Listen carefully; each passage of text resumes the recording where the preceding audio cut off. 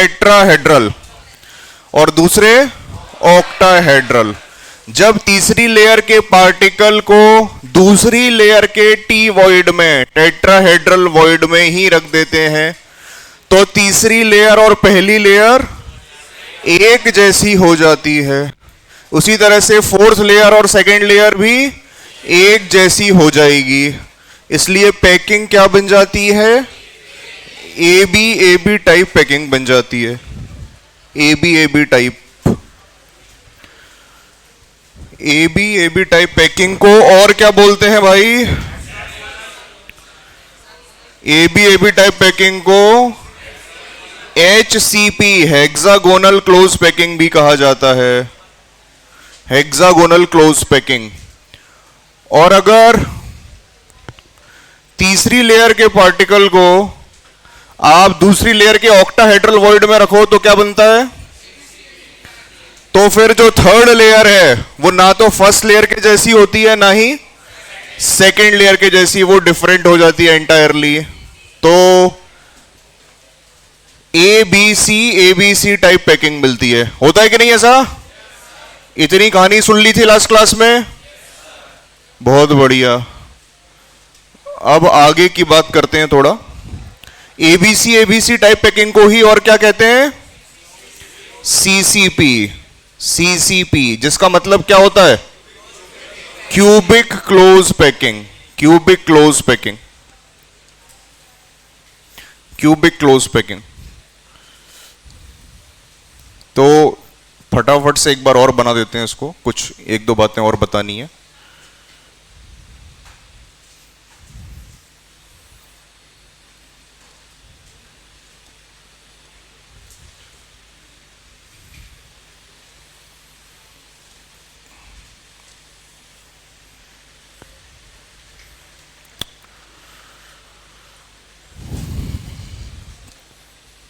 Hexagonal layer ये बन गई।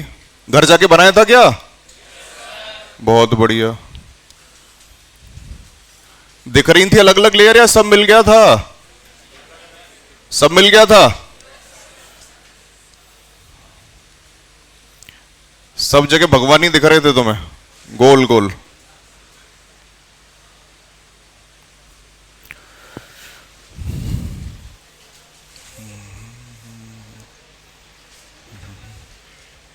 अब HCP पैकिंग की बात करेंगे हम थोड़ी डिटेल में। तो HCP पैकिंग के अंदर ये रही सेकेंड लेयर,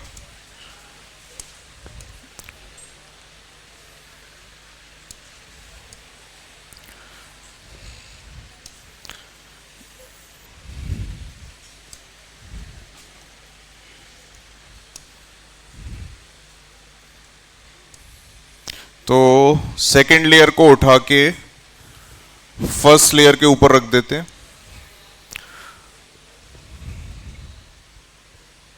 ठीक है क्या?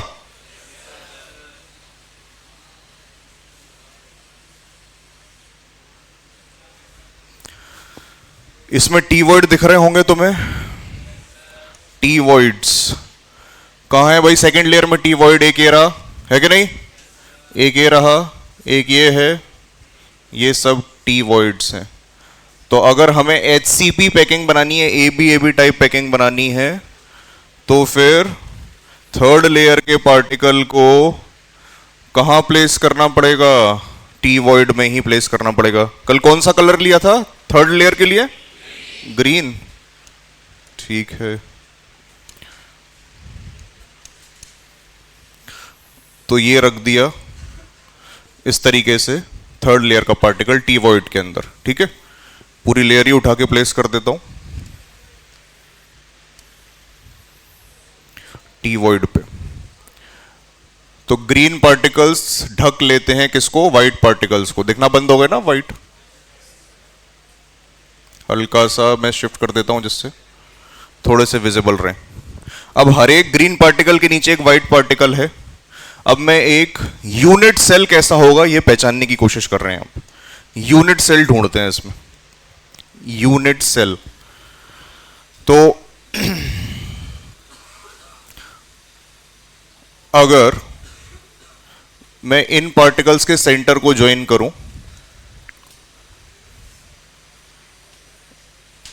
रेड कलर ले लेते हैं।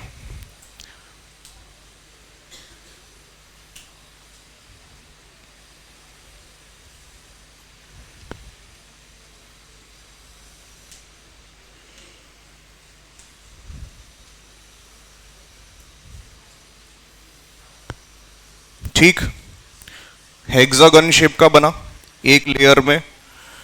अगर ग्रीन लेयर देखें, ग्रीन लेयर को ध्यान से देखो, उस ग्रीन लेयर के कितने पार्टिकल्स आए इस हेक्सागन के अंदर? 6 तो कॉर्नर्स आए, अरे आए कि नहीं आए? और एक सेंटर पे ग्रीन पार्टिकल रखा हुआ है इस हेक्सागन के। ठीक, तो ये सबसे ऊपर वाली लेयर जिसमें हेक्सागोनल शेप का यूनिट सेल हम सिलेक्ट कर रहे हैं, तो इसके कॉर्नर्स पे 6 पार्टिकल्स मिले और एक सेंटर पे रखा हुआ है। और आपको पता है कि ग्रीन पार्टिकल के ठीक नीचे कौन सा पार्टिकल है? White particle. तो जितने ग्रीन पार्टिकल आ रहे हैं एग्जैक्टली उतने ही कौन से पार्टिकल आ जाएंगे? White particle. और ग्रीन पार्टिकल, ग्रीन लेयर और व्हाइट लेयर के बीच में क्या एक और लेयर है क्या? ये वाली चीज किसके पास है? कैप वाला फॉर्म पास कर दो जरा। किसी और को फिल करना है तो फिल कर दो और मैम को दे दो। हाँ, तो ग्रीन लेयर और व्हाइट लेयर के बीच में भी एक लेयर है, पिंक लेयर। अरे आगे नहीं। अब देखो इस हेक्सागन के अंदर पिंक पार्टिकल्स कितने आए? ये देखो रेड कलर का हेक्सागन बना हुआ है, इसके अंदर पिंक पार्टिकल कितने दिख रहे हैं? एक ये दिख रहा है, अरे दिख रहा है कि नहीं? 1 2, ये दिख रहा है 2, और ये 3। तो बीच वाली लेयर के कितने पार्टिकल्स? 3 पार्टिकल। सबसे ऊपर वाली लेयर के कितने पार्टिकल? 6 तो एक कॉर्नर है हेक्सागन के और एक बीच में सेंटर पे रखा हुआ है। ऐसे ही सबसे नीचे वाली लेयर का भी यही सिचुएशन है और बीच में 3 पार्टिकल फंसे हुए हैं। तो ए लेयर, बी लेयर में 3 पार्टिकल और फिर सी लेयर हेक्सागोनल शेप की। तो ये क्या बन गया? पूरा का पूरा क्या बन गया? ये पूरा यूनिट सेल। अरे बन गया कि नहीं बन गया? इस यूनिट सेल को आप रिपीट करते जाओ, पूरी की पूरी पैकिंग मिल जाएगी। तो this is AB type packing, AB type और HCP hexagonal close packing, जिसका यूनिट सेल कैसा दिखेगा? कुछ इस तरह का। This is HCP unit cell, ये बना हुआ है HCP यूनिट सेल। कैसा? फर्स्ट लेयर, ए लेयर, उसमें हेक्सागन के कॉर्नर पर रखे हुए 6 पार्टिकल और एक सेंटर पे आया। सबसे ऊपर वाली लेयर में भी बिल्कुल वैसी की होगी, वैसी की वैसी। और बीच वाली लेयर के कितने पार्टिकल फंसे हुए इस यूनिट सेल के अंदर? 3 पार्टिकल। ठीक है, तो ये हो गया HCP यूनिट सेल। अब अगर हमने यूनिट सेल सिलेक्ट कर लिया तो वो सारे पैरामीटर्स कैलकुलेट करते हैं जो कि हमने सिंपल क्यूबिक, FCC, BCC के लिए कैलकुलेट किए थे। जैसे कि सबसे पहले हम क्या निकालेंगे? नंबर ऑफ पार्टिकल्स निकालेंगे, जिसको रैंक ऑफ यूनिट सेल भी कहते हैं। बताओ, number of particles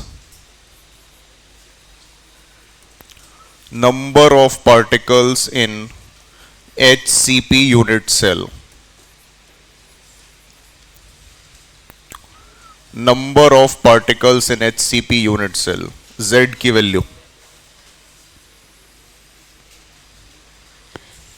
number of particles in HCP unit cell। तो अब आपको देखना पड़ेगा कि डिफरेंट टाइप के पार्टिकल्स का कंट्रीब्यूशन इस HCP यूनिट सेल के अंदर कितना है। तो पहले सब लोग इधर देख लो, बाद में ड्रॉ करेंगे। टॉप लेयर की बात करते हैं पहले। ये हेक्सागन के सेंटर पे जो रखा हुआ पार्टिकल है, बताओ हेक्सागन के सेंटर पे रखे हुए पार्टिकल का इस HCP यूनिट सेल में जो बना हुआ है उसके अंदर कंट्रीब्यूशन कितना होगा? क्या इसको पूरा काउंट कर लें? पूरा काउंट कर लें इस वाले पार्टिकल को? नहीं। अरे क्या ये 3 लेयर की पैकिंग होती है या इनफाइनाइट नंबर ऑफ लेयर्स होती हैं? एक के ऊपर एक कितनी भी लेयर्स रखी जा सकती हैं। तो इसके ऊपर भी तो एक लेयर होगी, उसके ऊपर भी एक लेयर होगी, मतलब इस एससीपी यूनिट सेल के ऊपर भी एक यूनिट सेल रखा होगा, इसके नीचे भी एक यूनिट सेल रखा होगा, आजू बाजू सब जगह और बाकी यूनिट सेल्स हैं। तो ये बताओ, ये वाला जो हेक्सागन का, इस यूनिट सेल के लिए हेक्सागन जो टॉप लेयर है, टॉप लेयर, वो इसके ऊपर वाले यूनिट सेल के लिए क्या हो जाएगी? बॉटम लेयर हो जाएगी कि नहीं हो जाएगी? तो ये वाला पूरा हेक्सागन उस यूनिट सेल के साथ शेयर्ड होगा। तो ये जो हेक्सागन के सेंटर पे रखा हुआ पार्टिकल है, ये इस एससीपी यूनिट सेल के अंदर कितना हो गया? आधा। और आधा कहां जाएगा? इसके ऊपर वाले यूनिट सेल में। बोलो, सबको समझ में आया? ठीक है। ये अभी किसकी बात की हमने? ये हेक्सागन के सेंटर पे रखे हुए पार्टिकल की। जो ऊपर वाले हेक्सागन के सेंटर पे पार्टिकल की सिचुएशन है, वही किसकी सिचुएशन हो जाएगी? नीचे वाले हेक्सागन के सेंटर पे। तो हेक्सागन के सेंटर पे रखे हुए पार्टिकल का कंट्रीब्यूशन हमने देख लिया कितना है? आधा। अब कॉर्नर पे रखे हुए पार्टिकल का कंट्रीब्यूशन बताइए। देखो इधर कॉर्नर पे रखा हुआ पार्टिकल कोई भी पकड़ लो, मान लो मैंने ये वाला पार्टिकल पकड़ा, तो ये अभी इस यूनिट सेल में कॉमन दिख रहा है तुम्हें। ये किसी और भी यूनिट सेल में कॉमन होगा क्या? भाई यहां भी तो एक बगल में ऐसा यूनिट सेल होगा जिसका टॉप कुछ इस तरीके का होगा। बोलो, होगा कि नहीं होगा? इधर भी एक यूनिट सेल होगा जिसका टॉप कुछ इस तरीके का होगा पीछे। बोलो, तो ये वाला पार्टिकल इसी लेयर में कितने पार्टिकल्स, कितने यूनिट सेल के बीच में कॉमन है? 1 2 3। किसी और यहां पे जो यूनिट सेल है उसमें कॉमन होगा क्या? अरे यहां पे भी आगे यूनिट सेल है, लेकिन क्या उस यूनिट सेल से इस पार्टिकल का कोई लेना देना है? नहीं। यहां पे भी एक यूनिट सेल होगा, क्या उससे लेना देना है? नहीं। तो ये 3 यूनिट सेल हैं जिनमें ये एक कॉर्नर कॉमन है, और जैसा इस कॉर्नर की सिचुएशन है वैसा ही हर एक कॉर्नर की सिचुएशन होगी। तो ये तो इसी लेयर में यूनिट सेल की बात की। अब आपको अभी मैंने बताया कि ये वाले जो टॉप लेयर है, अगर इस एससीपी यूनिट सेल के लिए टॉप लेयर है, तो ऊपर वाले के लिए बॉटम लेयर है कि नहीं है?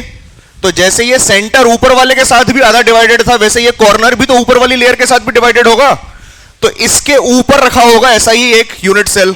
ठीक, इस वाले ये वाला जो यूनिट सेल इसी लेयर में दिखाया था, उसके ऊपर भी रखा होगा एक यूनिट सेल, और ये जो तीसरा यूनिट सेल है इसके ऊपर भी एक यूनिट सेल रखा होगा, और उन सबके बीच में ये वाला पार्टिकल कॉमन होगा। 1 2 3 इनके लिए तो ये टॉप वाली लेयर में आ रहा है, और इनके ऊपर जो एक एक यूनिट सेल रखे हुए हैं उनके लिए ये बॉटम वाली लेयर में आएगा। अरे इतनी बात सबको समझ में आई? इसका मतलब हेक्सागन के कॉर्नर पे रखे हुए पार्टिकल का कंट्रीब्यूशन कितना काउंट करना है? 6 यूनिट सेल में एक कॉर्नर कॉमन, मतलब एक का कंट्रीब्यूशन कितना हो गया? 1/6। तो अब Z या नंबर ऑफ पार्टिकल्स लिखना शुरू करते हैं। हेक्सागन के कॉर्नर्स, बोलो कितने कॉर्नर्स हैं हेक्सागन के? जल्दी बोलो। 6 ऊपर और 6 नीचे, 6 ऊपर और 6 नीचे, 12। हर एक कॉर्नर का कंट्रीब्यूशन कितना? 1/6 प्लस हेक्सागन के सेंटर पर रखे हुए पार्टिकल्स कितने? एक ऊपर और एक नीचे, 2, और हर एक का कंट्रीब्यूशन कितना? आधा। और कौन से पार्टिकल बच गए? जो बीच वाली लेयर में पार्टिकल्स हैं, वो क्या दिख रहा है तुम्हें? क्या दिख रहा है? इसी यूनिट सेल में दिख रहे हैं, तो उनको क्या क्या कितना काउंट कर लें? तो +3। ये कितना हो गया? 6 हो गया। बहुत बढ़िया। ये क्या है भाई? कॉर्नर्स ऑफ हेक्सागन है, कॉर्नर्स ऑफ हेक्सागन। अब नोट करो तुम, ये यूनिट सेल बना लो कॉपी में, और उसके बाद लिखना number of particles. These are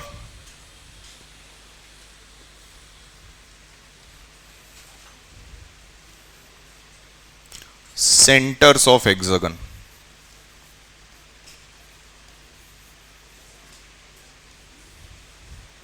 और ये हो गए मिडिल लेयर।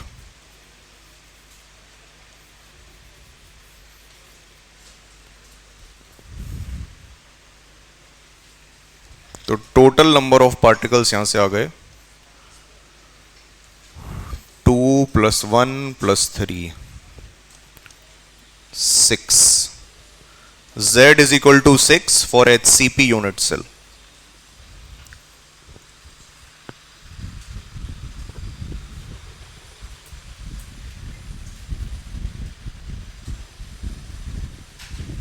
बनाओ, करो करो, जब पूरी क्लास कर रही हो तुम भी करो, तुम क्या बैठो, कीर्तन थोड़ी करना है।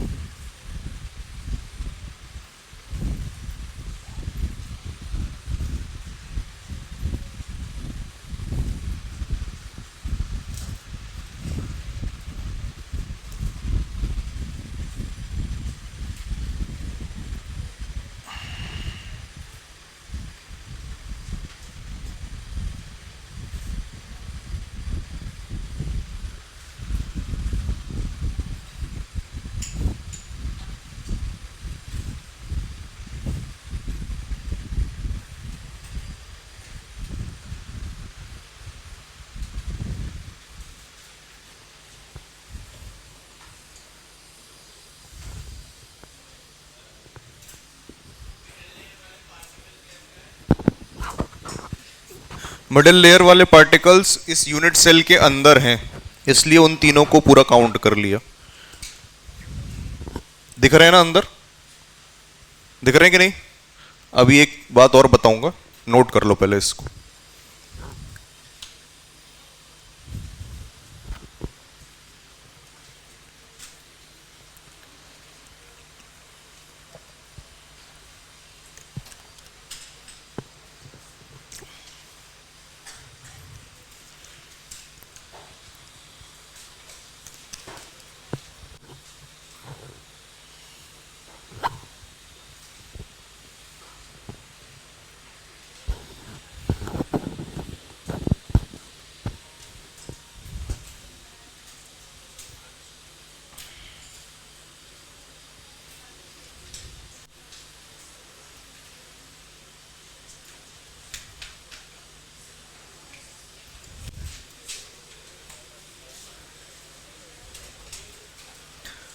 Number of particles in HCP unit cell आ गए 6।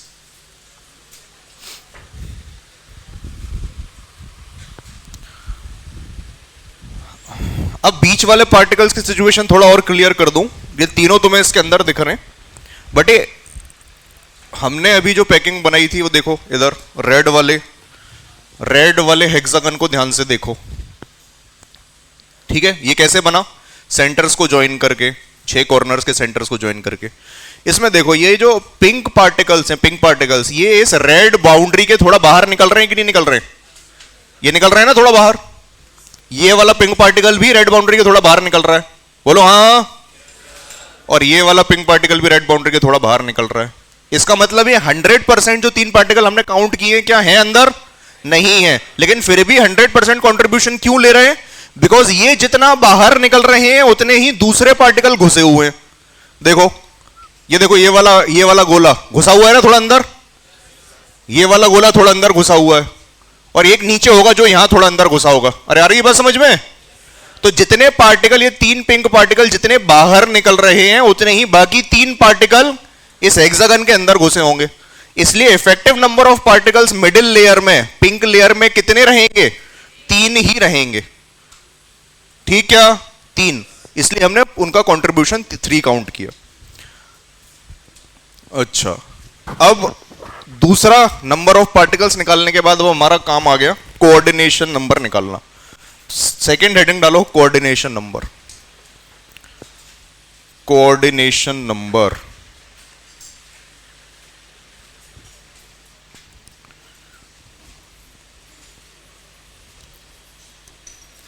Coordination number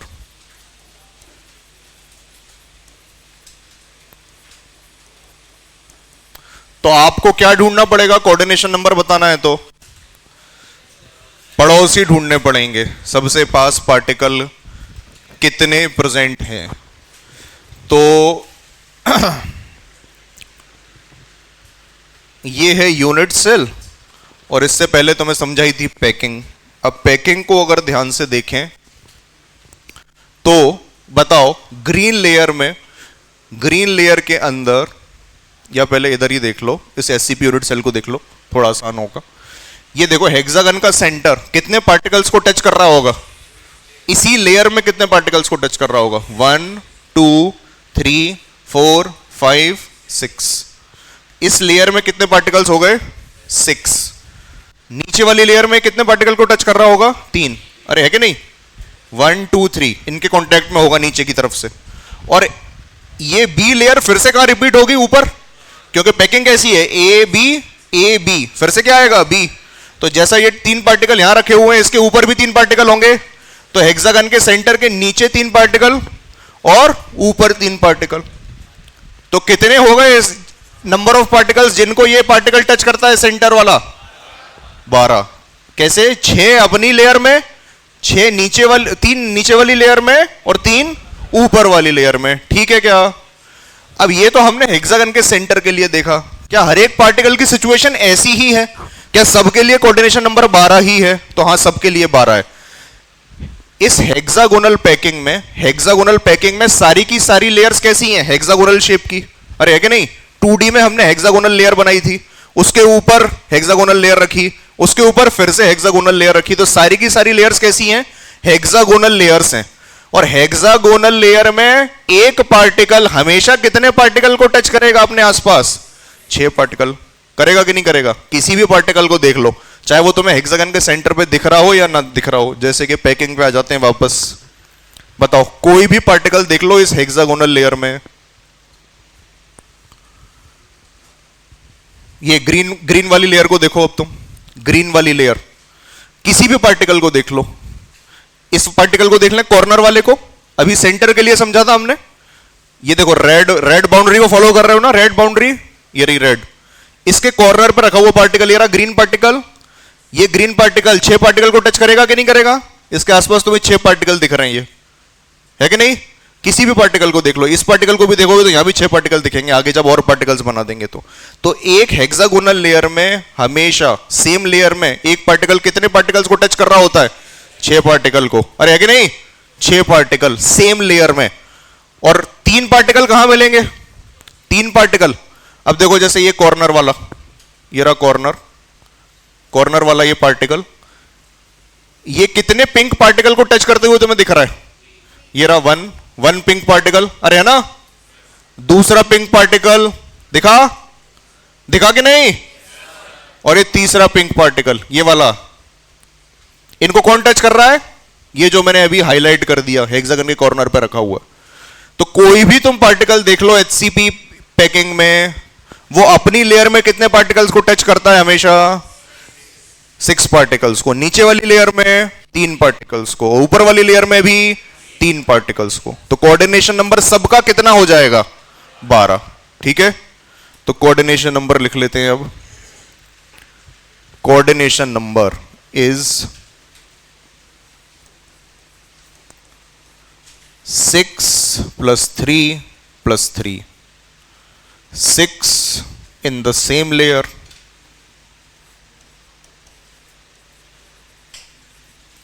in same layer, 3 in layer above, and other 3 in layer below. In layer below. Coordination number तुम्हारा आ गया 12। ये एकदम याद रखना है। समझ लिया एक बार, अब आगे के लिए याद रखना है। जैसे आपने सिंपल क्यूबिक, एफसीसी, बीसीसी के लिए याद रखा है, वैसे ही एचसीपी के लिए भी याद रखेंगे।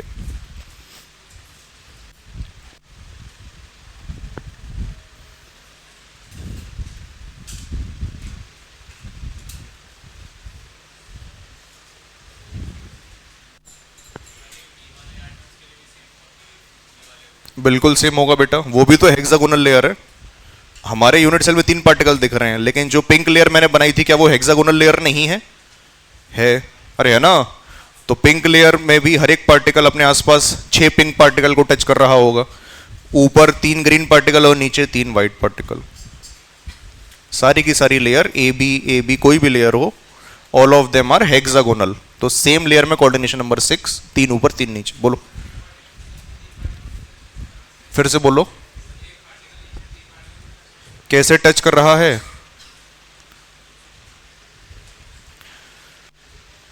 ये वाला जो पार्टिकल है ये किसके वॉइड में रखा हुआ है? इन तीनों से बनने वाले वॉइड में। ये एक लेयर अगर है, ये क्या बना रहे होंगे? Triangular void. और उसमें फिर नीचे क्या बन रहा होगा? नीचे से एक पार्टिकल है, 3 मिलके क्या बनाते हैं? Triangular void. और नीचे से भी एक पार्टिकल घुसा हुआ है, मतलब क्या बन गया? Tetrahedral void. अरे बन गया कि नहीं बन गया? ये नीचे से एक पार्टिकल घुसा हुआ है तो क्या बन गया? Tetrahedral void. और टेट्राहेड्रल वॉइड के ऊपर ही जब पार्टिकल रख देते हैं तभी तो A B type packing repeat होती है कि नहीं? ये रही फर्स्ट लेयर, ये रही सेकंड लेयर। सेकंड लेयर के टेट्राहेड्रल वॉइड में जब तीसरी लेयर का पार्टिकल रखते हैं तभी तो ये एचसीपी या ए बी टाइप पैकिंग बनती है। अरे बनती कि नहीं? और ऑक्टाहेड्रल में रख देते हैं तो क्या बन जाता है? ऑक्टाहेड्रल वॉइड में, सेकंड लेयर के ऑक्टाहेड्रल वॉइड में अगर पार्टिकल रखा जाए तो ए बी सी। खैर हमें ए बी से मतलब है। तो अब बताओ, नीचे वाली लेयर में ये 3 पार्टिकल को टच कर रहा होगा कि नहीं कर रहा होगा?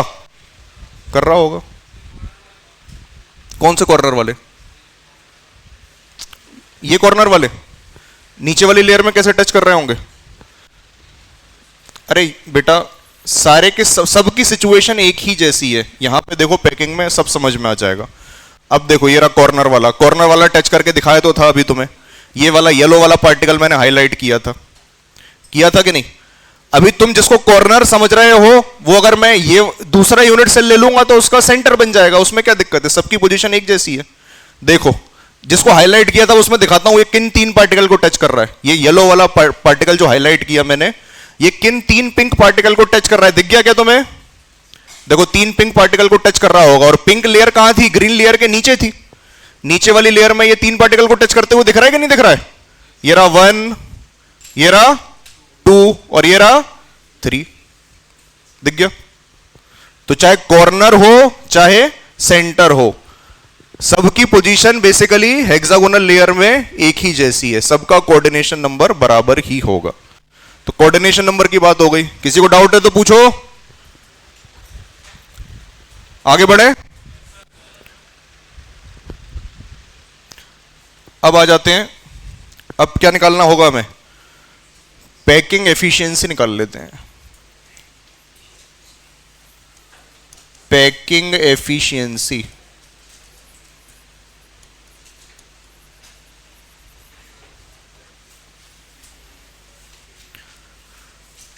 पैकिंग एफिशिएंसी निकालने के लिए क्या चाहिए होता है भाई हमें? पीई निकालने के लिए ऊपर न्यूमरेटर में क्या आता है? Volume occupied by particles divided by volume of unit cell. अब पार्टिकल्स कितना वॉल्यूम ऑक्यूपाई करते हैं? जितने पार्टिकल्स हैं यूनिट सेल के अंदर इंटू एक पार्टिकल का वॉल्यूम, वो कितना होता है? 4/3 pi r cube. Number of particles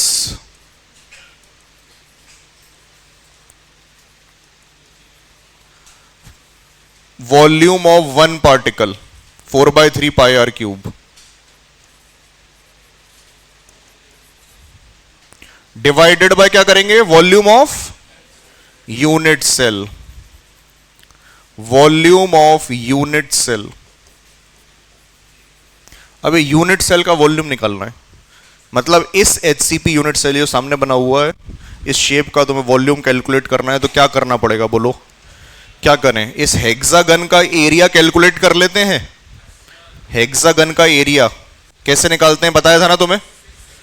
इसको 6 इक्विलेटरल ट्रायंगल्स में डिवाइड किया जा सकता है। और इस हेक्सागन की साइड कितनी है? ए और आर में क्या रिलेशन होगा? बोलो। कॉर्नर्स टच कर रहे होते कि नहीं एक दूसरे को? सारे पार्टिकल टच कर रहे हैं, एडजेसेंट पार्टिकल एक दूसरे को। तो ए इज इक्वल टू क्या हो जाएगा आर के टर्म्स में? 2r। किसी को कोई समस्या क्या?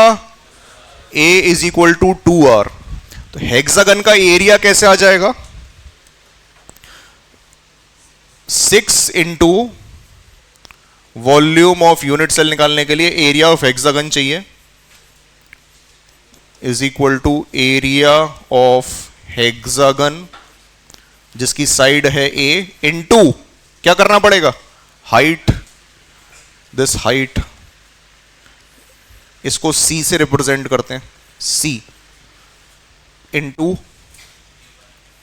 Height of unit cell which is c. तो एरिया ऑफ हेक्सागन बोलो,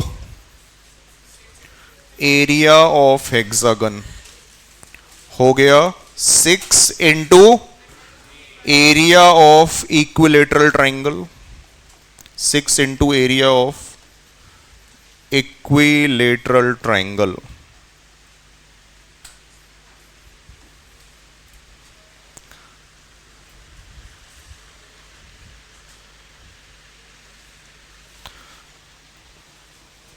तो area of hexagon capital A से रिप्रेजेंट कर रहा हूं उसको, कैपिटल ए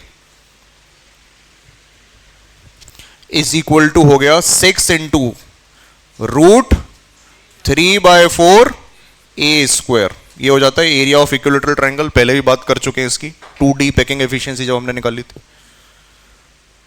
और ए इज इक्वल टू कितना, आर के टर्म्स में 2r। ठीक है, अब तुम्हें याद रखना है एक चीज जो मैं बाद में ये प्रूव करके भी दिखाऊंगा कि जो हाइट ऑफ यूनिट सेल है जिसको सी से रिप्रेजेंट कर रहे हैं, सी, तो वो क्या हो जाएगी, वो क्या हो जाएगी, इन दो लेयर्स के बीच की 4r हो जाएगी। नहीं बेटा 4r नहीं हो जाएगी, इन दो लेयर्स के बीच की डिस्टेंस का ट्वाइस। अरे हो जाएगा कि नहीं, क्लोज पैकिंग में दो लेयर्स के बीच की जो डिस्टेंस है उसका ट्वाइस कर दो, तो 1 और 2 लेयर के बीच की डिस्टेंस का ट्वाइस कर देंगे तो किसके बीच की डिस्टेंस आ जाएगी, फर्स्ट और थर्ड लेयर के बीच की डिस्टेंस आ जाएगी कि नहीं आ जाएगी। और क्लोज पैकिंग के अंदर जो एडजेसेंट लेयर्स होती हैं, एक के ऊपर एक रखी हुई हैं, उन लेयर्स के बीच की जो डिस्टेंस होती है, height of unit cell is twice distance between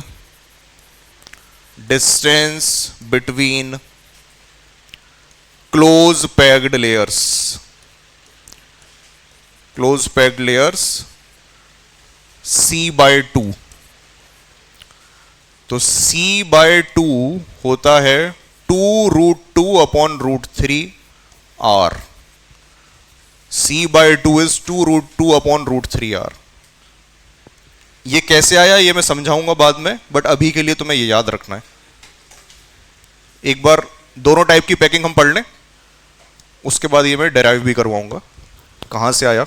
ये क्या है भाई, c/2 क्या चीज है, c/2 क्या लिखा, distance between close packed layer, मतलब जो एडजेसेंट लेयर है ए और बी लेयर्स के बीच की जो डिस्टेंस है वो कितनी हो जाएगी, 2√2/√3r। पहले लोग बोल रहे थे कि 4r ले लो सर हाइट। अरे 4r के क्यों ले लेंगे, 4r लेंगे तो दो लेयर्स के बीच की डिस्टेंस कितनी हो गई, 2r। वो 2r तो तब ले सकते हैं ना जब एक स्फीयर के ठीक ऊपर दूसरा स्फीयर रखा हो, जैसा सिंपल क्यूबिक में होता है। एक कंचा, इधर देखो सब लोग, एक कंचा, उसके ठीक ऊपर दूसरा कंचा रख दिया, तब तो आप बोलोगे कि जो हाइट है दो लेयर्स के बीच में जो डिस्टेंस है वो कितनी हो गई, 2r। लेकिन अभी वैसा होता है क्या हेक्सागोनल पैकिंग में, नहीं। ये कंचा कहां होता है, पहली लेयर से जो वॉइड बन रहे होते हैं उसके गड्ढे में, तो 2r थोड़ी ले सकते हैं, 2r से कम ही होगी ना डिस्टेंस। अरे होगी कि नहीं होगी, कंचा इस नीचे वाली लेयर के कंचे के ऊपर नहीं रखा हुआ है, सेकंड लेयर का कंचा वो कहां रखा हुआ है, जो गड्ढा है उसके अंदर, तो ये लुढ़क के नीचे आ गया थोड़ा, तो 2r से कम होगी डिस्टेंस। और वो कितनी होगी, इतनी।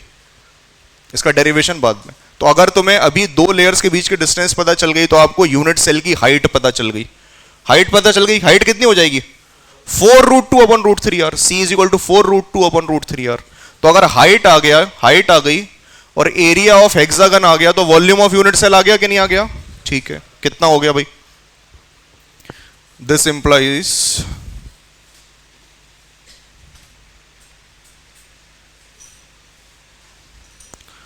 Volume of unit cell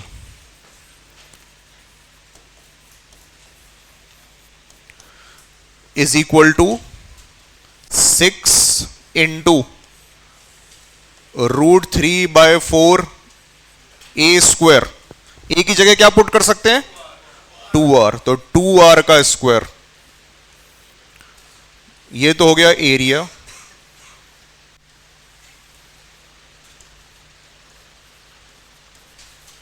area of hexagon into क्या करना है? Height of unit cell. तो वो कितनी हो जाएगी? वो कितनी हो जाएगी? 4√2/√3r। ये आ गया volume of unit cell. Volume of unit cell यहां तक नोट कर लो। इन इक्वेशंस को कुछ नाम दे दो। ये हो गई इक्वेशन 1, दिस इज 2 और दिस इज 3।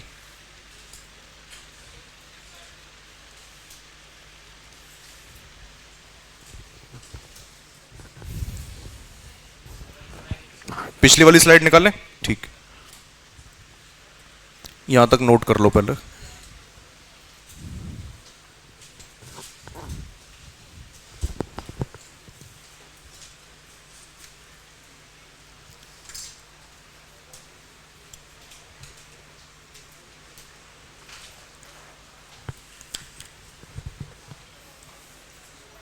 देखो भाई, सॉलिड स्टेट ऐसा चैप्टर है जिसमें थ्योरी मुश्किल है लेकिन सवाल बड़े आसान बनते हैं।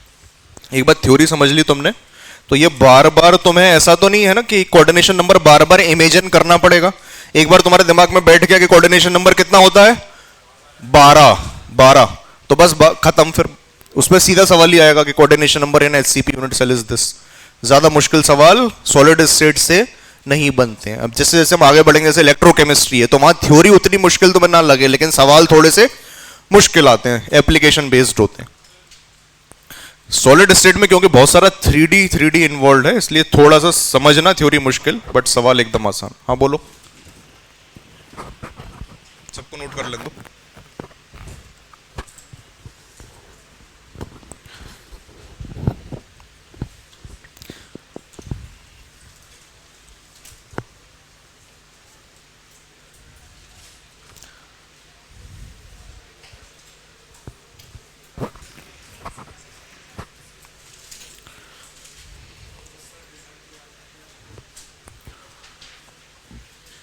डिराइव थोड़ी करवाएगा तुमसे कोई? जेई मेन या एडवांस में कोई डिराइव करवाएगा क्या रिलेशन? कॉन्सेप्ट एक बार समझ में आ गया तो रिजल्ट याद रखो बस। कॉन्सेप्ट समझना इसलिए जरूरी है कि कभी अगर इधर उधर हिला भी दिया, कुछ और बदल दिया सवाल में, तो भी आप अप्लाई कर पाओ, या कभी कंफ्यूजन हो जाए आंसर में तो थोड़ा बहुत डिराइव कर पाओ। आगे बढ़े? सबने नोट कर लिया? नेक्स्ट स्लाइड पे आ जाते। हाँ, इसको नोट करो।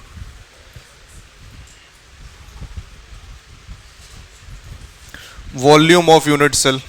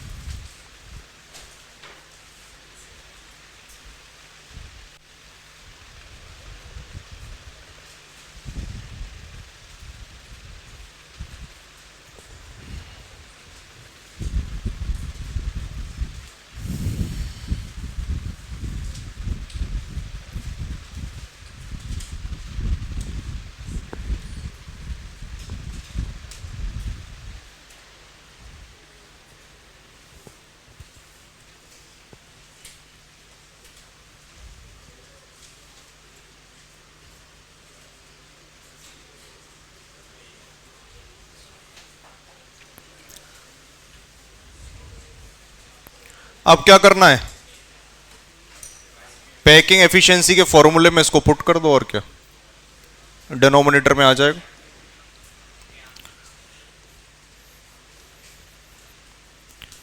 नाउ पैकिंग एफिशिएंसी क्या बन गया? Z की वैल्यू कितनी? 6 into 4/3 pi r cube, number of particles into volume of one particle divided by volume of unit cell. अब इसको पुट कर दो नीचे इक्वेशन 3 से।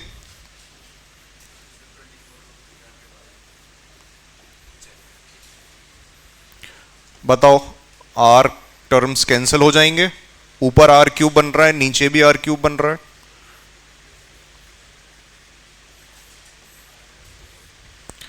तो कितना बच गया ये?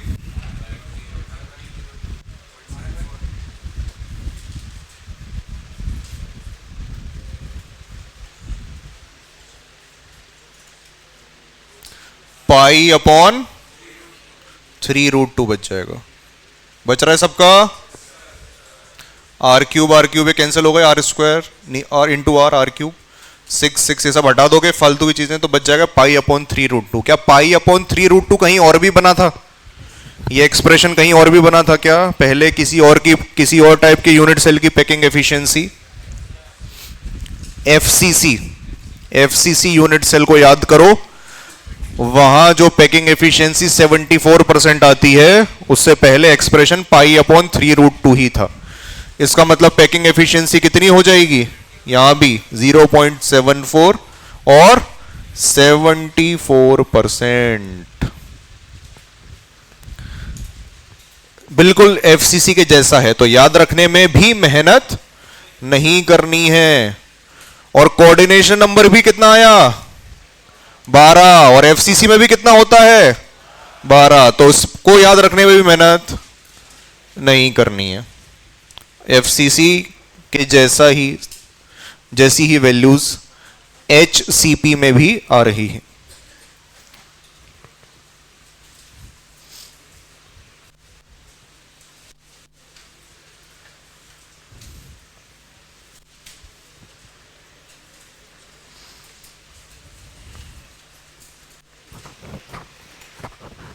ठीक, सब बढ़िया भैया, बेहतरीन। आपके पीछे, हाँ हाँ समझ गए तुम। हाँ चश्मे वाले, क्या नाम है आपका? अर्नव।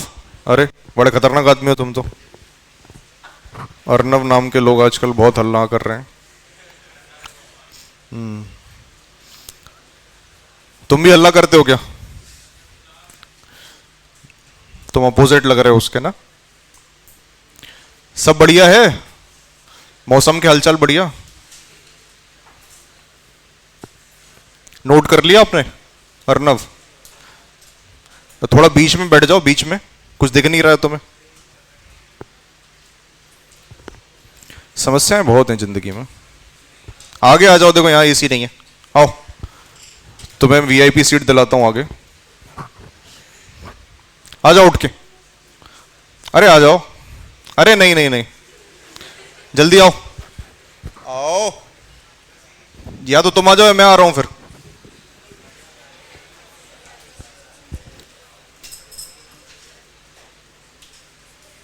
जगह बनाओ।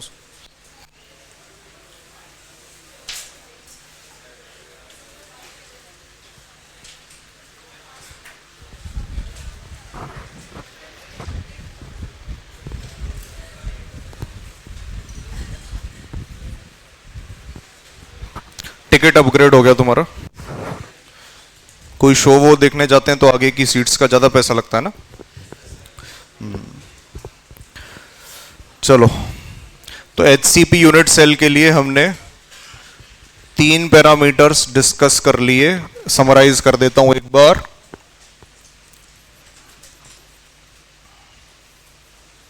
For HCP Z is equal to कितना आ गया? 6। और कोऑर्डिनेशन नंबर कितना आ गया? 12। और पैकिंग एफिशिएंसी कितनी आ गई? 74%।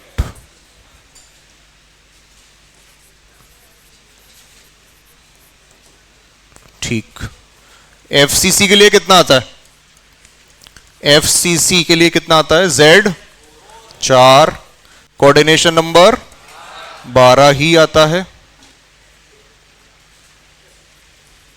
और पैकिंग एफिशिएंसी सेम 74%। चलो, तो किसका काम हो गया? ए बी टाइप का काम खत्म, फिनिश। अब किस पे आ जाएं? A B C type packing. देखो A B C type packing में कोई कुछ नया हमें नहीं पढ़ना है, क्योंकि एक चमत्कारिक बात तुम्हें बताने वाला हूं कि जो A B C type packing होती है, जिसको सीसीपी भी कहते हैं, वो बेसिकली किसके जैसी होती है? क्या होती है? फेस सेंटर्ड क्यूबिक पैकिंग होती है, एफसीसी ही होती है वो। अगर उसको ध्यान से देखें तो हमें एफसीसी यूनिट सेल ही बनता हुआ दिखता है। किसके अंदर? एबीसी टाइप पैकिंग के अंदर। एक बार फिर से रिवाइज करते हैं, एबीसी टाइप पैकिंग कब बनती है? जब सेकेंड लेयर के किस वॉइड में रखा जाएगा थर्ड लेयर का पार्टिकल? ऑक्टाहेड्रल वॉइड में। तो एबीसी, देखो ये रहा एबीसी टाइप पैकिंग। सारी की सारी लेयर कैसी है? Hexagonal layer. अब हमें यूनिट सेल सिलेक्ट करना है, तो यूनिट सेल कैसा होगा? ये कुछ पार्टिकल्स हमने लिए सेकेंड लेयर के, ये कुछ पार्टिकल्स हैं थर्ड लेयर के। थर्ड लेयर तो ए बी सी, ये तीनों डिफरेंट है। फिर से कौन रिपीट होगा? ए। फिर से ए लेयर आ गई ऊपर। इन सारे पार्टिकल्स को मिला दें, अगर इन सारे लेयर्स को अगर मिला दिया जाए और थोड़ा सा घुमा दें, तो आपको एफसीसी ही यूनिट सेल साफ साफ दिख जाएगा इसके अंदर। ये देखो, ये देखो इधर, ये वाली कौन सी लेयर है? Pink layer, B layer. सबसे नीचे कौन सी लेयर है? A layer. पिंक लेयर, ये बी लेयर। ये ग्रीन लेयर है कौन सी? सी लेयर। और फिर से कौन सी लेयर रिपीट हो गई? A layer. ABC type packing है ये एफसीसी यूनिट सेल है कि नहीं? किसी भी फेस के अलोंग देख लो, एफसीसी यूनिट सेल दिखाई दे रहा है? ये देखो, ये एफसीसी यूनिट सेल है। ये इसका कॉर्नर नंबर 1, ये रहा corner number 2, corner number 3, 4, 4 corner हो गए। और सेंटर पे कौन सा पार्टिकल? एक फेस के सेंटर पे एक पार्टिकल रखा हुआ है। इसी तरह से आप कहीं पे भी देखोगे, ये रहा दूसरा फेस, दिख रहा है यहां भी 1 2 3 4, ये भी 4 कॉर्नर्स और बीच सेंटर पे एक पार्टिकल। ऊपर देखो, ऊपर देखो, तो ये कॉर्नर्स पे 4 पार्टिकल, 1 2 3 4, और बीच में फेस सेंटर पे एक पार्टिकल रखा हुआ है। तो बेसिकली जो सीसीपी पैकिंग है या एफसीसी पैकिंग है, वो बेसिकली क्या है? एफसीसी। एफसीसी जो बचपन से पढ़ते हुए चले आ रहे हैं वही है, एफसीसी ही है वो। अगर एफसीसी है तो सारे काम आसान हो गए कि नहीं हो गए? जिंदगी आसान हो गई, क्योंकि कुछ भी नया कैलकुलेट करने की जरूरत नहीं पड़ेगी। सिर्फ क्या नई बात याद रखनी है? याद भी क्या रखनी है, वो तो हमेशा के लिए अब याद हो गई तुम्हें कि सीसीपी ही क्या है? एफसीसी। सीसीपी ही एफसीसी है। तो अगर ये एफसीसी है तो एफसीसी के लिए अभी अभी हमने लिखा था, सीसीपी और एफसीसी के लिए डिफरेंट पैरामीटर्स क्या हो जाएंगे? Z की वैल्यू कितनी? 4। कोऑर्डिनेशन नंबर कितना? 12। और पैकिंग एफिशिएंसी कितनी? 74%। इसका मतलब दो टाइप की क्लोज पैकिंग पढ़ी हमने, ए बी टाइप और एबीसी टाइप। दोनों के लिए कोऑर्डिनेशन नंबर और पैकिंग एफिशिएंसी एकदम सेम आते हैं, एकदम सेम आते हैं। तो नोट डालो, नोट डालो पहले तो, हाँ हेडिंग डाल लो, ABC type packing, ABC type packing heading डाल लो, और सीसीपी पैकिंग, एबीसी टाइप और सीसीपी पैकिंग हेडिंग डालने के बाद लिखिए सीसीपी और एबीसी टाइप इज एक्चुअली, जो भी ऊपर लाइन लिखी हुई है उसको रिपीट कर लो, is actually face centred cubic FCC structure. ये डायग्राम बनाने की जरूरत नहीं है, कभी जरूरत पड़े तो खोल के देख लेना प्रेजेंटेशन, एनसीईआरटी में ही बना हुआ है डायग्राम, वहां से भी देख सकते हो। बस इतनी बात आपको याद रखनी है कि सीसीपी इज बेसिकली एफसीसी, और उसके बाद ये पैरामीटर्स नोट कर लो।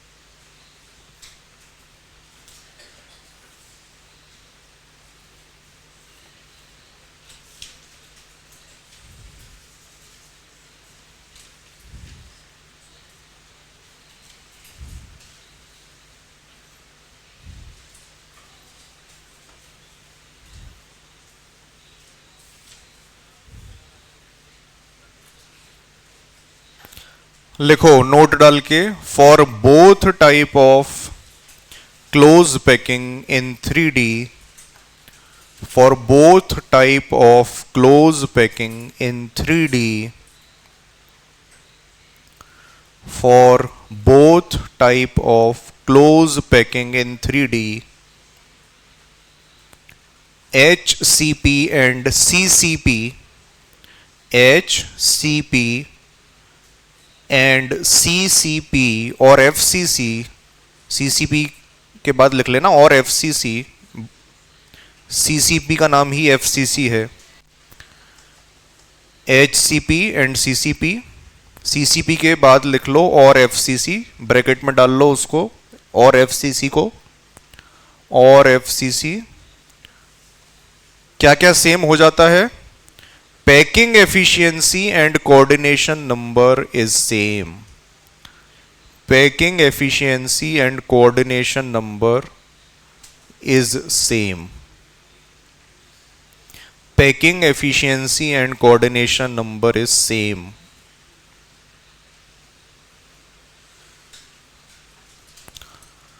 ए और आर में क्या रिलेशन होगा, यूनिट सेल की एज लेंथ ए, ये edge length a unit cell की जो एफसीसी के लिए होता है, और r is radius of particle, तो a is equal to 2√2r, अरे है कि नहीं। और एचसीपी के लिए बता ही दिया, एचसीपी के लिए क्या होगा, a is equal to 2r, hexagon की जो साइड है वो ए अगर लिए,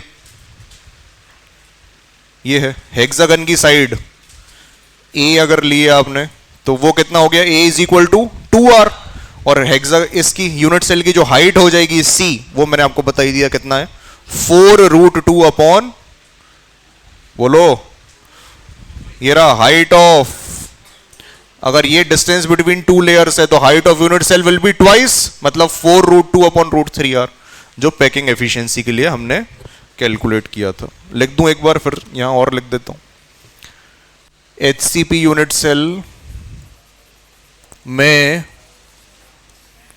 ए is side of hexagon, side of hexagon is 2r, और height of hexagon, height of unit cell, sorry height of unit cell, height of unit cell is 4√2 upon √3r, तो r के terms में a और c की values आ गई HCP के लिए, FCC के लिए तो तुम जानते ही हो 2√2r, ठीक है। तो ये 3D पैकिंग समाप्त हो गए, हमने दोनों टाइप की 3D पैकिंग डिस्कस कर ली जो हेक्सागोनल लेयर से बनती हैं।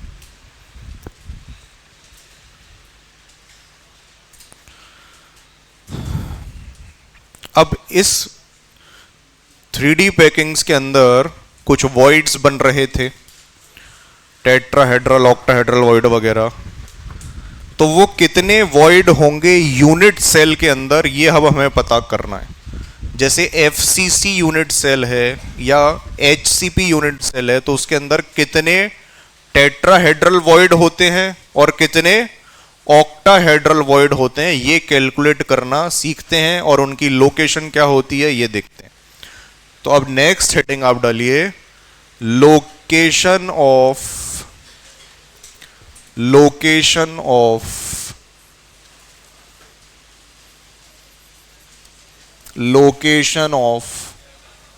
voids, location of voids,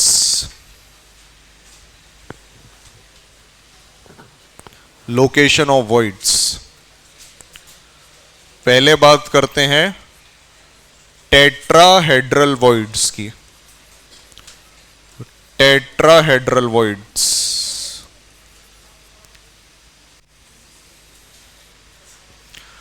tetrahedral void कितने पार्टिकल से मिलके बनता है, 4 पार्टिकल से, है कि नहीं, 4 पार्टिकल, एक लेयर में 3 पार्टिकल, उनके ऊपर या नीचे आप कहीं भी रख दो, 4th पार्टिकल, तो जो बीच का स्पेस है वो टेट्राहेड्रल वॉइड कहलाता है। तो अगर आपको टेट्राहेड्रन को इमेजिन करना है, टेट्राहेड्रन कैसा होता है एक बार बना के दिखा देता हूं।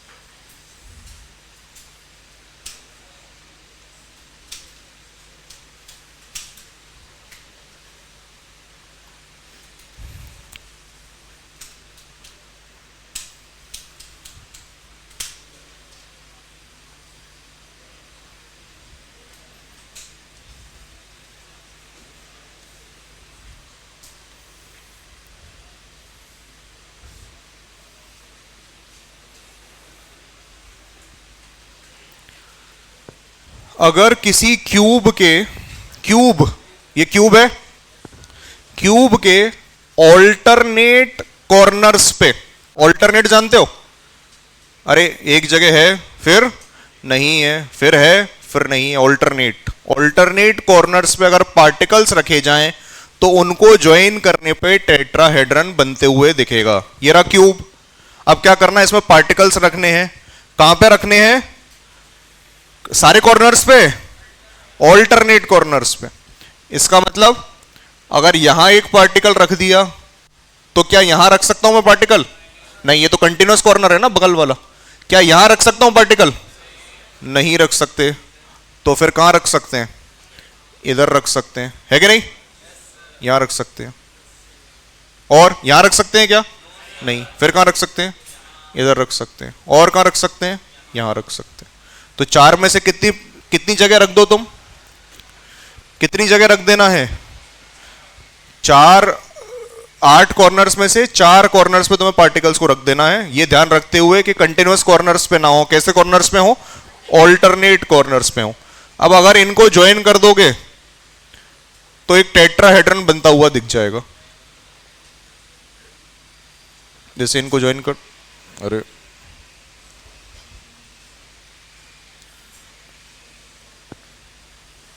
इनके सेंटर्स को ज्वाइन कर दो कुछ इस तरीके से। ये ट्रायंगल बन गया। ये टेट्राहेड्रन कैसे बनता है? एक ट्रायंगल होता है, 3 पार्टिकल्स एक ट्रायंगल के कॉर्नर्स पे रखे होते हैं, है ना? और एक पार्टिकल को कहां रख देते हैं? फिर इसके ऊपर। तो ये ट्रायंगल बन गया। और इनके बीच वाली जगह पे क्या रख दिया तुमने? ये चौथा पार्टिकल। तो इनको भी ज्वाइन अगर कर दोगे तो एक टेट्राहेड्रन बनते हुए दिखेगा कुछ इस तरीके से। दिखा? ये रहा ट्रायंगल, उसके ऊपर एक पार्टिकल रखा, इन सबको ज्वाइन कर दिया तो आपको 4 ट्रायंगुलर फेसेस दिख जाएंगे। तो क्यूब के अंदर अगर टेट्राहेड्रन बनाना है तो क्या करना पड़ेगा? क्यूब के अंदर अगर टेट्राहेड्रन को इमेजिन करना है तो उसके ऑल्टरनेट कॉर्नर्स पे पार्टिकल्स को रख दो, टेट्राहेड्रन बनते हुए दिख जाएगा। अच्छा, अब ये देखो इधर, ये जो बड़ा सा डायग्राम बना हुआ है, क्या ये एक बड़ा, देखना पूरे के पूरे को देखो, पूरा का पूरा, क्या ये एक एफसीसी यूनिट सेल है? बोलो। एफसीसी यूनिट सेल में पार्टिकल्स कहां कहां होते हैं? कॉर्नर्स पे और सबसे पीछे इधर। भाई साहब किन ख्यालों में खोए हुए हो? हाँ, क्लास से ज्यादा इंटरेस्टिंग है किसी की याद? बाकी क्लास में खड़े रहना चाहते हो क्या? नहीं रहना चाहते? आगे देखो इधर बोर्ड पे, मेरी शक्ल देखो, उतनी अच्छी नहीं है लेकिन फिर भी मजबूरी है तुम्हारी। तो इस बड़े वाले क्यूब के कॉर्नर्स पे 8 पार्टिकल्स रखे हुए हैं। ये देखो, ये रहा एक कॉर्नर, 1 2 3 4 और 4 नीचे, 5 6 7 8। ये हो गया कॉर्नर्स वाले पार्टिकल्स। अब सभी फेस सेंटर्स पे भी, तो कितने फेस होते हैं क्यूब के अंदर? 6 फेस। तो फेस सेंटर के पार्टिकल्स को देख लो। ये रहा 1 ऊपर वाला फेस, ये लेफ्ट वाला फेस, ये आगे वाला फेस, ये पीछे वाला फेस और ये राइट वाला फेस। ठीक है क्या? और ये नीचे वाला फेस। तो ये 6 फेस सेंटर हो गए। तो ये पूरा का पूरा जो शेप है वो क्या है? Basically FCC unit cell. FCC unit cell के अंदर हमें क्या ढूंढना है? टेट्राहेड्रल वॉइड कहां बनेगा। तो टेट्राहेड्रल वॉइड के लिए देखो, इस पूरे बड़े एफसीसी यूनिट सेल को क्या 8 छोटे क्यूब्स में डिवाइड किया जा सकता है? ये डिवाइडेड दिख रहा है कि नहीं? 4 छोटे छोटे क्यूब्स ऊपर बने हुए हैं, ये रहा 4 छोटे क्यूब्स ऊपर, 1 2 3 4 है कि नहीं, और 4 इनके नीचे, 5 6 7 8, 8 छोटे क्यूब्स में डिवाइड कर दिया। अब हर एक छोटे क्यूब को ध्यान से देखना है। किसको देखना है? छोटे वाले क्यूब को। छोटे वाले क्यूब को अगर ध्यान से देखें, किसी एक क्यूब को पकड़ लो जो इसमें बना रखा है, ये रहा छोटे वाला क्यूब, इसको हाईलाइट कर देते हैं। इस छोटे वाले क्यूब के कितने कॉर्नर्स होंगे? हर एक क्यूब के कितने कॉर्नर्स होते हैं? 8। उन 8 कॉर्नर्स में से कितने कॉर्नर पर पार्टिकल्स रखे हुए हैं? 4। क्या जिन कॉर्नर्स पे पार्टिकल्स रखे हुए हैं वो ऑल्टरनेट कॉर्नर्स हैं? अरे है कि नहीं? देखो, इधर है तो इधर नहीं, इधर भी नहीं, इधर है तो इधर नहीं, इधर भी नहीं, है नहीं, है नहीं, है नहीं, ऑल्टरनेट। अरे हो गया कि नहीं हो गया? तो ऑल्टरनेट कॉर्नर्स पे अगर पार्टिकल रख दिए क्यूब के, तो बीच में क्या बन जाएगा? टेट्राहेड्रल वॉइड बन जाएगा कि नहीं? क्योंकि इन चारों के सेंटर को ज्वाइन करेंगे तो टेट्राहेड्रन शेप बनेगा, और बीच में जो खाली जगह है, खाली जगह, ये रही खाली जगह, ये खाली जगह, इस खाली जगह में क्या बनेगा? एक टेट्राहेड्रल वॉइड बनेगा। तो कोई भी तुम छोटा क्यूब देख लो, उसमें यही सिचुएशन होगी। कोई भी छोटा क्यूब देख लो, मान लो ये वाला छोटा क्यूब देखें, इस छोटे क्यूब के भी ऑल्टरनेट कॉर्नर्स पे पार्टिकल्स रखे हुए हैं, और अगर ऑल्टरनेट कॉर्नर से पार्टिकल रखे हुए हैं, मतलब इस क्यूब के सेंटर पे क्या बनेगा? यहां पे क्या बनेगा? Tetrahedral void. यहां भी क्या बनेगा? Tetrahedral void. तो कितने 8, कितने छोटे क्यूब्स हैं? 8। तो कितने टेट्राहेड्रल वॉइड हो गए? 8। अरे हो गए कि नहीं हो गए? इसका मतलब एफसीसी यूनिट सेल को 8 छोटे क्यूब्स में डिवाइड किया जा सकता है। हर एक छोटे क्यूब के सेंटर पे एक टेट्राहेड्रल वॉइड है। इसका मतलब टोटल कितने टेट्राहेड्रल वॉइड्स हो गए एक एफसीसी यूनिट सेल के अंदर? 8। अब क्या ये टेट्राहेड्रल वॉइड्स इसी यूनिट सेल के अंदर ही हैं या नहीं है? ये जो खाली जगह होगी इस क्यूब के अंदर ही तो होगी, बाहर थोड़ी निकल रही है। इसका मतलब इस सारे के सारे टेट्राहेड्रल वॉइड इस यूनिट सेल के अंदर ही प्रेजेंट है। इसका मतलब इनका कंट्रीब्यूशन आपको यूनिट सेल में कितना लेना है? 100% या कुछ और? 100%। ठीक है, तो अब हेडिंग डालिए location of tetrahedral voids, location of voids, जिसमें पहला है टेट्राहेड्रल वॉइड। अब ये एफसीसी यूनिट सेल बना लो, ये बड़ा सा एफसीसी यूनिट सेल बनाएंगे। कैसे बनाएंगे?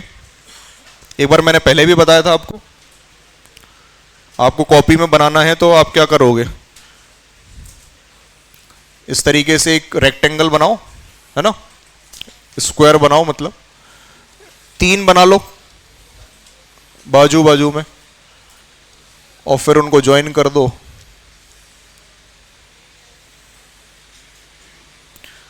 साथ साथ बनाते जाओ, इस तरह से बना दो, फिर इनको ज्वाइन कर दो।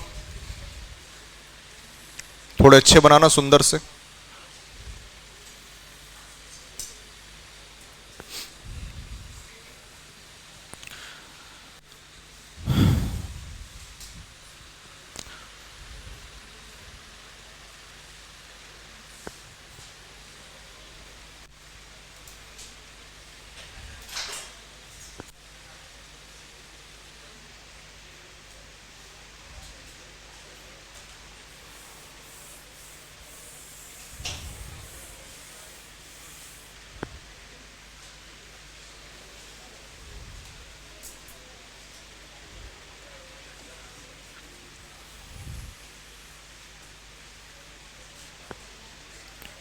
इस तरह से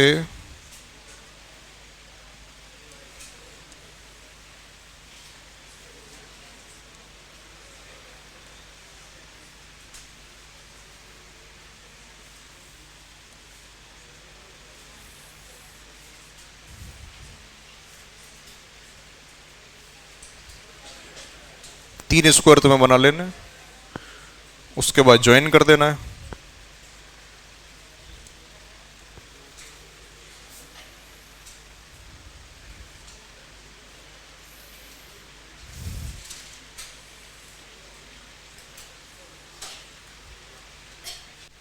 फिर क्या करोगे, ऐसे बीच में लाइन खींच दो।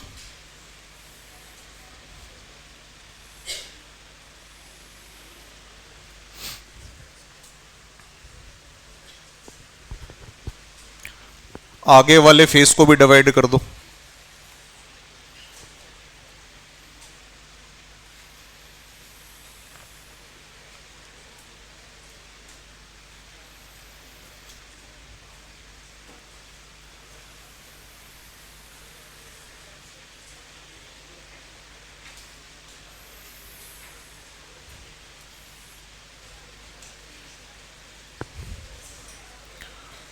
अब इन दोनों को ज्वाइन कर दो और इन दोनों को ज्वाइन कर दो। ये बन गए 8 छोटे क्यूब्स।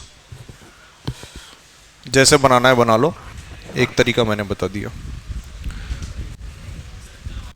क्या क्या कह रहे हो? अरे जोर से तो बोलो। अंदर वाला मजा नहीं आया? नहीं आया? नहीं आया तो क्या करें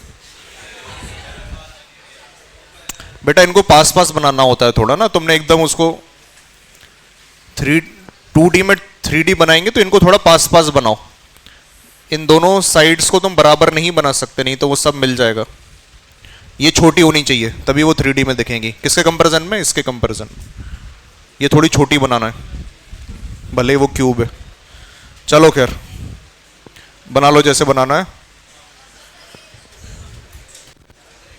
उसके बाद ऐसा छोटा क्यूब बनाना है और वहां टेट्राहेड्रल वॉइड दिखाना है।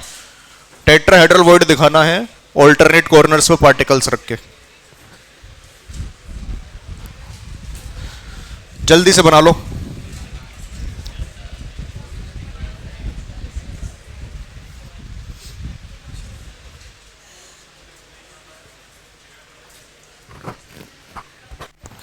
बीच में टेट्राहेड्रल वॉइड, छोटा क्यूब बना लो, उसमें दिखा दो tetrahedral void.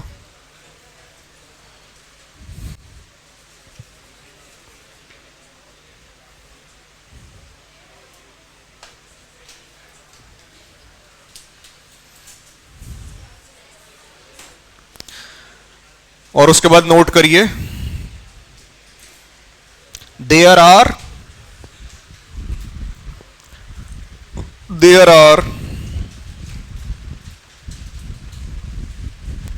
there are 8 tetrahedral voids. There are 8 tetrahedral voids. There are 8 tetrahedral voids in a FCC or CCP। FCC और CCP एक ही बात है। There are 8 tetrahedral voids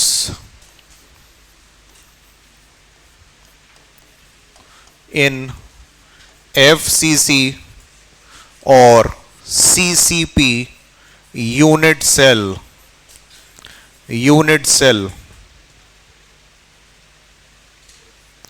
one each at the center of a small cube. One each at the center of every small cube. Every small cube.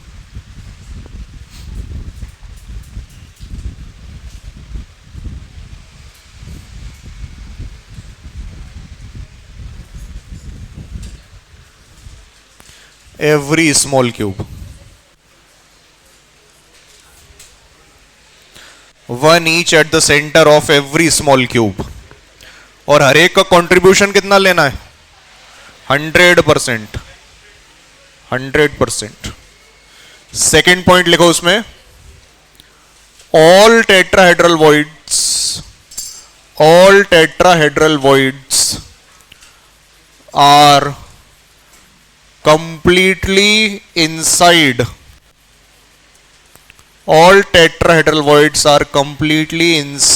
the FCC unit cell.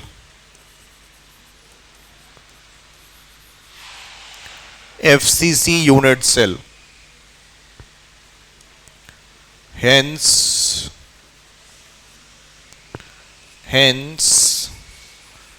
effective number,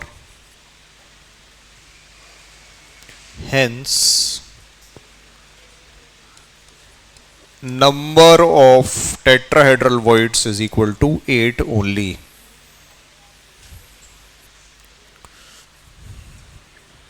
All tetrahedral voids are completely inside the FCC unit cell, इसलिए उनका number पूरा count करेंगे 8। Tetrahedral void की location हमने देख ली। अब किस पे आ जाते हैं, ऑक्टाहेड्रल वॉइड्स। टेट्राहेड्रल वॉइड 8 हैं, सारे के सारे यूनिट सेल के अंदर ही हैं। अब हेडिंग डालो ऑक्टाहेड्रल वॉइड्स।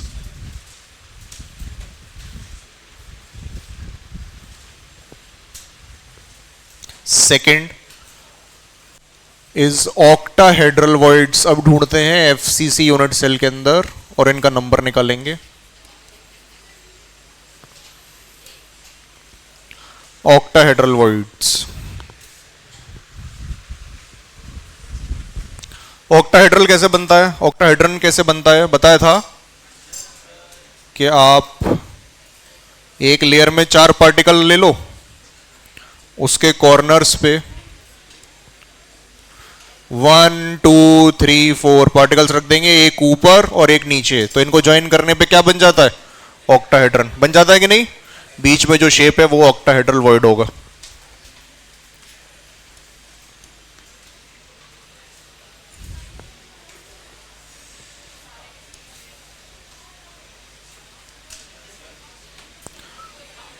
तो अब हमें मतलब है एफसीसी यूनिट सेल में ऑक्टाहेड्रल वॉइड कहां बन रहा है और कितने बन रहे हैं।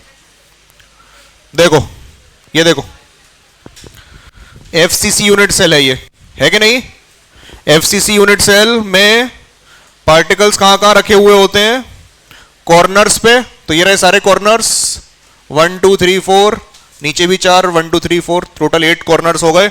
और सारे के सारे फेस सेंटर्स पे भी, सारे के सारे फेस सेंटर्स पे भी पार्टिकल्स रखे हुए हैं। फेस सेंटर्स पे पार्टिकल्स, इसको हटा देना है, ये एक्स्ट्रा है, इसको मैं, ये गलत बना हुआ, इसको हटाओ यहां से। अब देखो भाई, ये रहा FCC unit cell, octahedral void की लोकेशन ढूंढ रहे हैं, ठीक है। सारे कॉर्नर और फेस सेंटर पे पार्टिकल रख दिए। ये बीच में जो जगह बच गई ये क्या है, ऑक्टाहेड्रल वॉइड। अरे है कि नहीं, देखो 4 पार्टिकल्स एक लेयर में, एक ऊपर और एक नीचे, एक ऊपर और एक नीचे, है कि नहीं है। इसका मतलब क्या बन गया, ऑक्टाहेड्रल वॉइड बन गया। तो octahedral void FCC unit cell में कहां दिख रहा है तुम्हें, कहां दिख रहा है, इधर octahedral void FCC unit cell में कहां दिख रहा है, एक तो बॉडी सेंटर पे दिख रहा है, this is at body centre, body centre. एक ऑक्टाहेड्रल वॉइड है बॉडी सेंटर पे, ठीक। कहीं और भी बन रहे हैं क्या ऑक्टाहेड्रल वॉइड्स, तो देखो सबको बॉडी सेंटर पे समझ में आ गया ऑक्टाहेड्रल वॉइड। अरे पीछे दाढ़ी खुजाने वाले भैया, समझ में आ गया, सही बताओ एकदम। और देखो ये फिर से एफसीसी यूनिट सेल बनाया, तो बॉडी सेंटर के अलावा भी ऐसी सिचुएशन कहीं हमें बनती हुई दिखेगी कि वो ऑक्टाहेड्रल वॉइड क्रिएट कर दे। देखो इधर, अब तुम face centred cubic unit cell ये है या नहीं, पहले तो इसको पहचान लो। ये जो चित्र बना हुआ है इसको भूल जाओ, अभी सिर्फ पार्टिकल्स को देखो, सिर्फ पार्टिकल्स को देखो। तो ये फेस सेंटर्ड यूनिट सेल है, 1 2 3 4, ये 4 कॉर्नर ऊपर, 1 2 3 4, ये 4 कॉर्नर नीचे, और 6 फेस सेंटर, 1 2 3 4 5 6, ये मिल बन गया एफसीसी यूनिट सेल। इसको भूल जाओ अभी। अरे दिख रहा है कि नहीं दिख रहा है एफसीसी यूनिट सेल? अब ठीक है। अब तुम देखो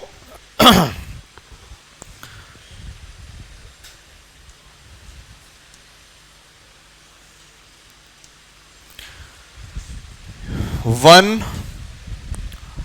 2 3 4, 4 पार्टिकल ये रहे। ये एज का सेंटर है, दिस एज का सेंटर। इस एज के सेंटर, एज का सेंटर है ना, ये एज का सेंटर मतलब साइड, उसका सेंटर, उसके सेंटर पे जो खाली जगह है वहां भी एक ऑक्टाहेड्रल वॉइड बनेगा। कैसे बनेगा देखो, यहां से इस एज के सेंटर से, सब लोग इधर देखेंगे, एज के सेंटर से ये फेस का सेंटर जितना पीछे है उतना ही एक आगे यूनिट सेल होगा जिसका फेस का सेंटर पड़ रहा होगा। पड़ रहा होगा कि नहीं पड़ रहा होगा? ये सिमिलरली इस एज के सेंटर से, इस एज के सेंटर से ये लेफ्ट साइड में जितना फेस का सेंटर है, एक बगल में भी तो यूनिट सेल होगा, एफसीसी यूनिट सेल होगा कि नहीं? उसका सामने, उसका फेस का सेंटर, ये रहा उसका फेस का सेंटर, ये उतनी डिस्टेंस पे है जितना ये लेफ्ट साइड में, उतना ही बगल वाले यूनिट सेल का फेस का सेंटर राइट साइड में होगा। तो कितने पार्टिकल्स हो गए जो कि इस स्पेस को सराउंड कर रहे हैं? 6 पार्टिकल्स हो गए कि नहीं? 4 तो इस यूनिट सेल के, एक बगल वाले यूनिट सेल का, ये 5, और ये वाला पार्टिकल कहां है? आगे वाले यूनिट सेल का एक फेस सेंटर है। तो ये 6 पार्टिकल, इन 6 पार्टिकल्स के सेंटर को ज्वाइन कर दिया जाए तो ये बीच में जो खाली जगह दिख रही है, क्या ये ऑक्टाहेड्रल वॉइड है? और ये खाली जगह कहां पे पड़ रही है? एक साइड के सेंटर पे पड़ रही है कि नहीं? जैसे इस एज के सेंटर पे हमने एक ऑक्टाहेड्रल वॉइड लोकेट किया, वैसा ही हर एक एज के सेंटर पे बन जाएगा। देखो इस एज के सेंटर पे देखो, इधर देखो, क्या यहां पे ऑक्टाहेड्रल वॉइड है? कैसे? हमें कितने पार्टिकल ढूंढ लेने हैं? 6 पार्टिकल ढूंढ लेने। तो देखो एक ऊपर एक नीचे, सब लोग फॉलो करेंगे मेरी फिंगर, 1 2 3 4, ये तो इसी यूनिट सेल के अंदर दिख रहे हैं। फिर राइट साइड में अगर एक पार्टिकल है तो लेफ्ट साइड में भी एक फेस सेंटर होगा यहां पे बगल वाले यूनिट सेल का, होगा कि नहीं होगा? और अगर पीछे एक पार्टिकल था फेस सेंटर पे तो आगे भी होगा। तो कितने पार्टिकल हो गए? 1 2 3 4, तो ये दिख रहे हैं, एक लेफ्ट साइड में और एक आगे। इसका मतलब इस एज की सेंटर पे भी क्या बनेगा? Octahedral void. सबको समझ में आया? नीचे वाले एज को देख लो, इस वाले एज के सेंटर को देखो, इस वाले एज के सेंटर को, ये कितने पार्टिकल से सराउंडेड है? 1 2 3, एक ऊपर, ये रखा है ऊपर वाले फेस का सेंटर। इस यूनिट सेल के नीचे भी तो एक यूनिट सेल होगा, मतलब एक पार्टिकल यहां पे होगा कि नहीं होगा? और एक पार्टिकल कहां होगा? अगर पीछे था तो आगे की तरफ, मतलब ये जो क्रॉस है इसके आसपास भी कितने पार्टिकल रखे हुए हैं? 6 पार्टिकल। इसका मतलब हर एक एज की सेंटर पे क्या बन जाता है? Octahedral void. और एक ऑक्टाहेड्रल वॉइड कहां बना था? बॉडी सेंटर पे बना था कि नहीं बना था? बॉडी सेंटर पे बना एक ऑक्टाहेड्रल वॉइड, और हर एक एज की सेंटर पे भी ऑक्टाहेड्रल वॉइड बन रहे हैं। तो उन सबकी पोजीशन हो गई है, मैं क्रॉस से रिप्रेजेंट कर देता हूं। क्रॉस जहां जहां बनाया वहां वहां ऑक्टाहेड्रल वॉइड है। बोलो कितनी एज होती हैं, कितनी साइड होती हैं एक क्यूब के अंदर? एक क्यूब की कितनी साइड? 12। तो कितने एज के सेंटर पे ऑक्टाहेड्रल वॉइड बन जाएंगे? क्या एक, हाँ 12 एज के सेंटर पे ऑक्टाहेड्रल वॉइड दिखेंगे। क्या एक एज या साइड इसी यूनिट सेल के अंदर होती है या बगल वाले के साथ ऊपर नीचे भी शेयर्ड होती है? फिर से एक बार इस रूम का एग्जांपल लेते हैं। ये वाली साइड कितने रूम्स में शेयर्ड है? एज 4 में। एक एज कितने रूम्स में शेयर्ड होती है? 4 में। और ऑक्टाहेड्रल वॉइड कहां बन रहा है? एज के सेंटर पे बन रहा है। तो अगर हमें नंबर ऑफ ऑक्टाहेड्रल वॉइड्स पता करने हैं, नंबर ऑफ ऑक्टाहेड्रल वॉइड्स, तो कितने हो गए? बोलो, एज कितने? 12। हर एक एज कितने के साथ शेयर्ड होता है? 4 के साथ, 4 यूनिट सेल के साथ। तो एक का कंट्रीब्यूशन यूनिट सेल के अंदर कितना हो गया? 1/4 हो गया कि नहीं? मतलब एज की सेंटर पे पड़ने वाला ऑक्टाहेड्रल वॉइड कितने यूनिट सेल में कॉमन होता है? 4 यूनिट सेल में। तो एक में हो गया 1/4। तो 12 into 1/4, 12 is number of edge, number of sides या edge, 1/4 is contribution of each edge, contribution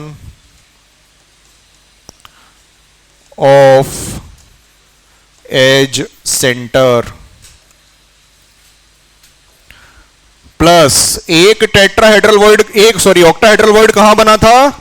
body centre पे। और बॉडी सेंटर क्या शेयर्ड होता है किसी के साथ? नहीं। मतलब उस ऑक्टाहेड्रल वॉइड को कितना काउंट करना पड़ेगा? पूरा 1। तो ये कितने हो गए ऑक्टाहेड्रल वॉइड्स? 4। टेट्राहेड्रल वॉइड कितने आए थे? 8। ऑक्टाहेड्रल वॉइड कितने आए? 4। तो यहां से क्या रिलेशन हमें समझ में आ रहा है कि जो नंबर ऑफ, अभी नोट करवाता हूं, पहले एक चीज और लिख लो। नंबर ऑफ, पिछली स्लाइड्स पे लिख देता,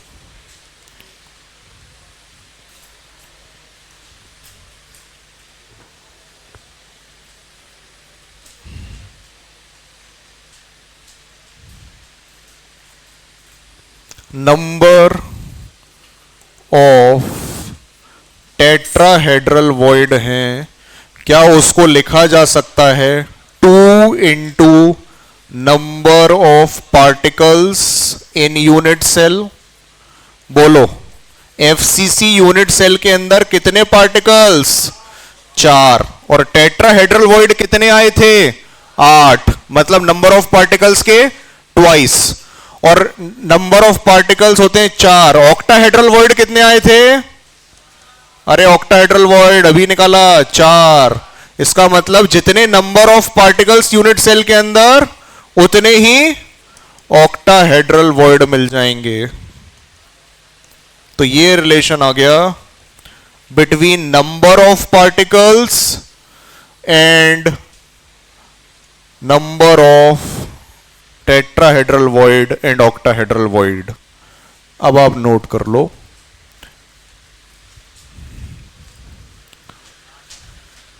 ये तो नोट कर लिया था। ऑक्टाहेड्रल वॉइड पे आ जाओ। एक तो बॉडी सेंटर पे है,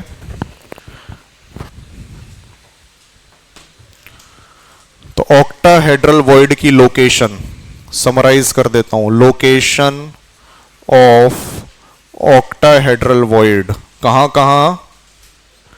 eight body centre of FCC unit cell or at every edge center, at every edge center।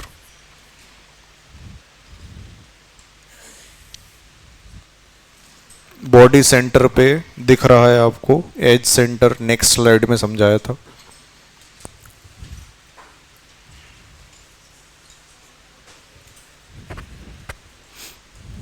Location of octahedral void.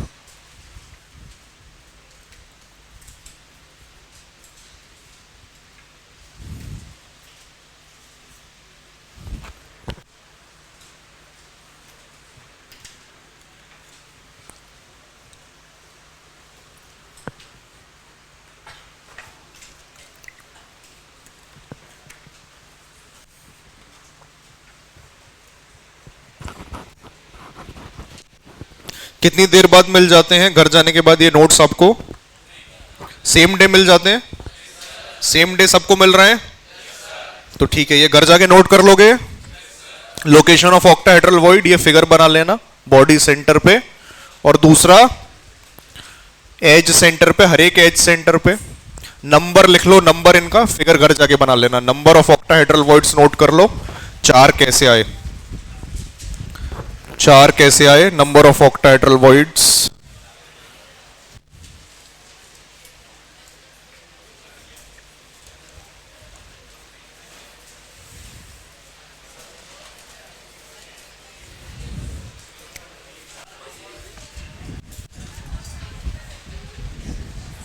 हाँ भाई, हाँ होमवर्क जो तुम्हें दिया था, क्लास का टाइम खत्म, कल डिस्कस करते हैं। कल मैं जब आऊं तो उससे पहले याद दिला देना।